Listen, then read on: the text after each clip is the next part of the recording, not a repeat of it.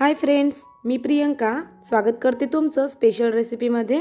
आज मी अख्खे मूग आणि तांदूळ यापासून एकदम नवीन रेसिपी घेऊन आलेली आहे आणि आपली आजची रेसिपी एकदम अनोख्या पद्धतीने तयार केलेली आहे। ही रेसिपी जर आवडेल तर प्लीज व्हिडिओला लाईक आणि चॅनलला सबस्क्राइब करायला बिलकुल विसरू नका। चला रेसिपीला स्टार्ट करूया। तर सर्वात अगोदर 1 कप अख्खे मूग आणि 1 कप तांदूळ 5 ते 6 तास भिजत घालायचं किंवा रात्रभर भिजत घातलं तरीही चालेल। हे मूग आणि तांदूळ मी व्यवस्थित असं धुवून घेतलेलं होतं 2 पाण्याने। भिजत घातलेले मूग आणि तांदूळ मिक्सरच्या जारमध्ये घालायचं। आता यामध्ये 2 इंच आल्याचा तुकडा, लसणाचे काप घेतलेले आहे, थोडंसं कोथिंबीर आणि 3 ते 4 हिरव्या मिरच्या घेतल्या, 1 चमचा भरून जिरे टाकायचं, चवीपुरतं मीठ वापरायचं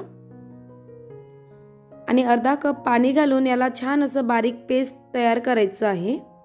तर पाहू शकता अशा पद्धतीने छान फाईन पेस्ट तयार झालं। आता एक पसरट मोठं भांडं घ्यायचं आहे आपल्याला। मी ते ताट घेतलेलं आहे, यावरती सर्वात अगोदर तेल लावून घ्यायचं म्हणजे खाली चिकटणार नाही आपली रेसिपी तयार करताना। व्यवस्थित असं सर्व साइडनी तेलाने ग्रीसिंग करून घ्यायचं सर्व ताटाला। तेलाने ग्रीस झाल्यानंतर यामध्ये आपण जे बॅटर तयार केलेलं होतं ते सर्व व्यवस्थित असं ओतून घ्यायचं एकसारख्या लेअरमध्ये। अशा पद्धतीने पातळ अशी लेयर तयार करायची। पाहू शकता चमच्याच्या सहाय्याने सर्व मिक्सरच्या जारला लागलेलं काढून घ्यायचं आहे। वरून थोडंसं अशा पद्धतीने टॅप करायचं म्हणजे एकसारखी लेयर तयार होईल। आता यावरून बारीक कट करून घेतलेले कांदे घेतलेले आहेत मी। सर्व बॅटरवरती एकसारखं असं कांदा पसरवून घ्यायचं म्हणजे कांदा दाताखाली आला की खूप टेस्टी वाटते आपली रेसिपी। तर अशा पद्धतीने छान मी पसरवून घेतलं कांदा। आपण याला स्टीम करणार आहोत तर त्यासाठी मी एका भांड्यामध्ये पाणी गरम करण्यासाठी ठेवलेलं होतं। पाणी छान उकळलेलं आहे, यावरती ताट ठेवायचं आहे वरून आणि यावरती झाकण ठेवून 10 मिनिटे व्यवस्थित असं स्टीम करून घ्यायचं। 10 मिनिटापर्यंत याला खोलून बघायचं नाही। 10 मिनिटे झालेली आहेत। आता आपण पाहूयात,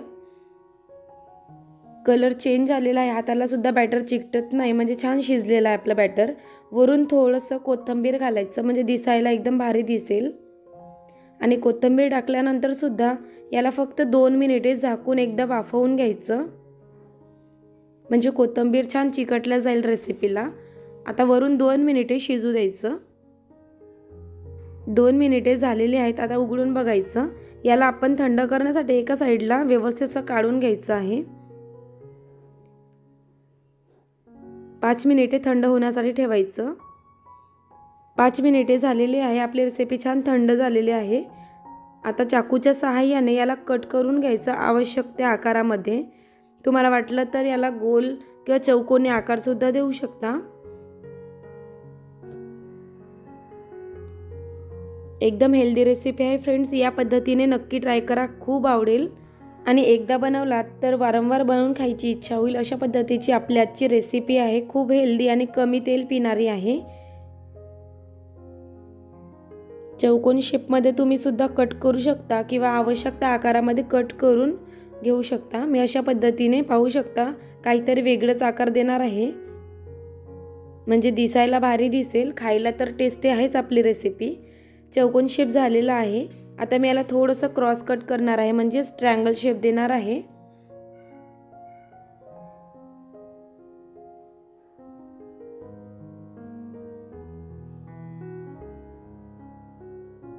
तर अशा पद्धतीने मी सर्व वड्यांना ट्रायंगल शेप असं देणार आहे। मस्त खायला लागतात, टेस्टी एकदम कुरकुरीत होतात।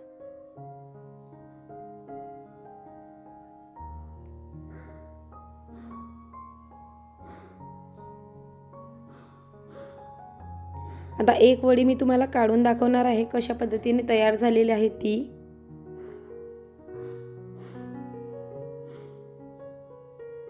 थंड झालं की लगेच निघते ताटाला, काही चिकटून बसत नाही। तर पाहू शकता खूप छान आकारामध्ये तयार झालेली आहे आपली वडी। दिसायला जेवढी भारी दिसत आहे खायला तेवढीच टेस्टी झालेली आहे। मुगाच्या डाळीचे पकोडे आपण तर नेहमीच खात असतो, पण ही रेसिपी एकदा ट्राय करा, खूप आवडेल। आकार सुद्धा मस्त झालेला आहे। तर अशा पद्धतीने मी सर्व वड्या कट करून घेतलेल्या आहेत। आता आपण यांना थोडंसं म्हणजे कमी तेलामध्ये फ्राय करून घेणार आहोत। तर त्यासाठी मी तेल घेतलेलं आहे गरम करण्यासाठी 3 चमचे। तेल छान गरम झालं की यावरती एक एक करून वड्या सोडायच्या आहेत तेलामध्ये।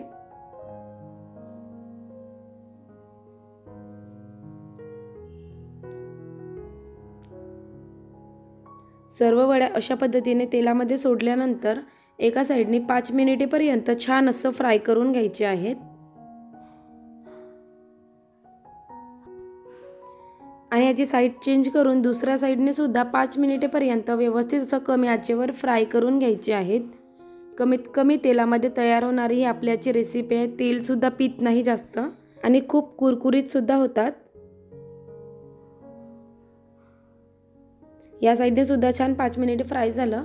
आता आणखी एकदा मी साइड चेंज करून घेणार आहे। दोन्ही साइडनी दोनदा छान असं कुरकुरीत गोल्डन कलर येईपर्यंत फ्राय होऊ द्यायचं आहे।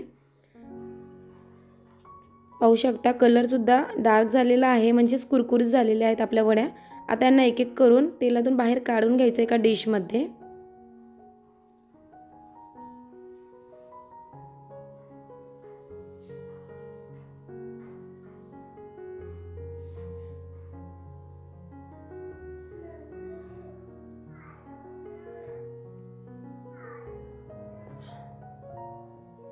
सर्व वड्या मी अशा पद्धतीने काढून घेतलेल्या आहेत तेलाच्या बाहेर। आता उर्वरित वड्या सुद्धा अशा पद्धतीने छान फ्राय होऊ द्यायचे आहे। दोन्ही साइडनी दोनदा व्यवस्थित 5 ते 7 मिनिटे फ्राय करून घ्यायचे आहेत।